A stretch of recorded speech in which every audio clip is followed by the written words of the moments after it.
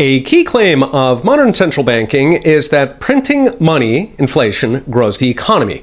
This is core to the Keynesian Phillips curve that says there's a trade-off between inflation and employment. That is, if you want prosperity, you print money, and if you print too much, you choke the productive economy, which kills jobs. Note the punchline: if printing money makes us grow, you should do as much as possible. Of course, non-Keynesians know inflation is simply theft, but where does the inflation is growth fallacy come from? In short, it confuses activity with wealth. To illustrate, if Hunter Biden prints $1 million and hits Vegas for the weekend, there will be a lot of busy strippers.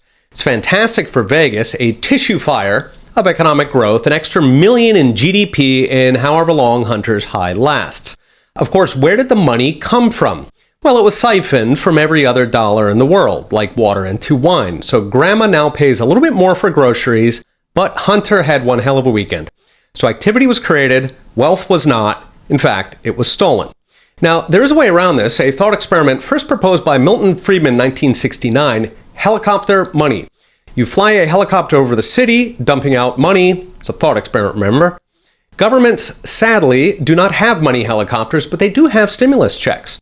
Still, even stimulus distorts. The young and the irresponsible spend it fast, while the old and prudent spend slow. So extra shifts for these strippers, but grandma's grocery store shuts down. Fortunately, we have another thought experiment that can reliably test whether printing makes us rich, called the wallet fairy.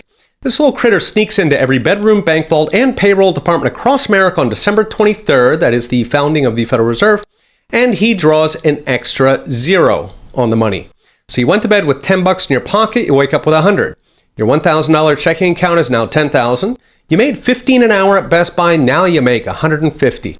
Perfect helicopter money. So, are we rich? Do Best Buy associates buy beachfront mansions? And that's of course not, because everybody sees what happened and changed the price. Houses aren't $400,000, they're $4 million. Bubble teas are $50. So there's no tissue fire because nobody was fooled. The extra zero was too obvious. We've actually had similar situations in reverse. So Mexico in the 90s lopped off 3 zeros off the peso. It was embarrassing having 3,000 per dollar. So now a dollar only bought 3 pesos. What happened? Everybody adjusted overnight. A coffee went from 5,000 pesos to 5. It was completely cosmetic. Nothing changed. Unfortunately, in the real world, inflation is never so obvious as the wallet fairy, which is why that tissue fire happens. It takes time for the new money to circulate. The first recipients are Hunter on the Strip. Some prices can take years, like salaries or contracts, meaning years of stolen trillions and little tissue fires as the first recipients spend. So the entire alleged benefit of inflation, that tissue fire, the Phillips curve, turns out to be entirely based on deception, on people either not realizing what just happened or being last in line for the money. So what's next? Brought to you by Unchained. What's next is the inflation propaganda machine will not quit because there's too much money in counterfeiting. Will only stop when the masses see through it, realize that inflation is institutionalized theft that creates nothing but destroys everything it can. Okay, we'll be watching. See you next time.